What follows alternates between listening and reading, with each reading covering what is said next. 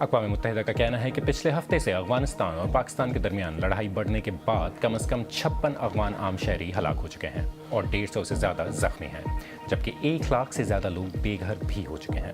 आम लोगों की इमारतों और सहूलियात को नुकसान पहुँचा है और इमदादी कामों में रुकावट आ रही है। दुनिया भर से अब इस लड़ाई को ख़त्म करने की अपीलें की जा रही हैं।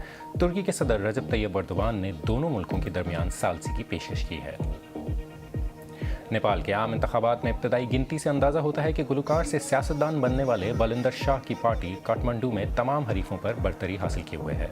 इत्तलात के मुताबिक दारुल हुकूमत के तमाम 10 हलकों में उनके उम्मीदवार जीत रहे हैं। ये इंतखाबात पिछले साल होने वाले नौजवानों या जनरेशन जी के एहतजाज के बाद हो रहे हैं, जिनकी वजह से वज़ीर आज़म KP शर्मा की हुकूमत को मुस्ताफ़ी होना पड़ा था।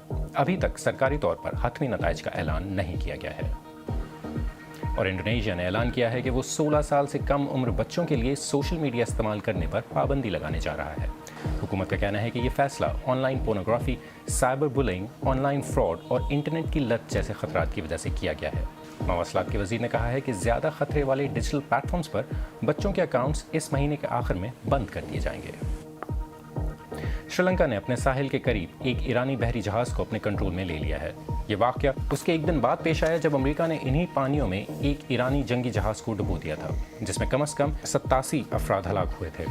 जहाज़ ने बुध के रोज़ श्रीलंका की एक बंदरगाह पर रुकने की दरख्वास्त की थी, क्योंकि इसके एक इंजन में खराबी आ गई थी। जहाज़ पर मौजूद 208 अफराद को महफूज जगह पर मुंतकिल कर दिया गया है।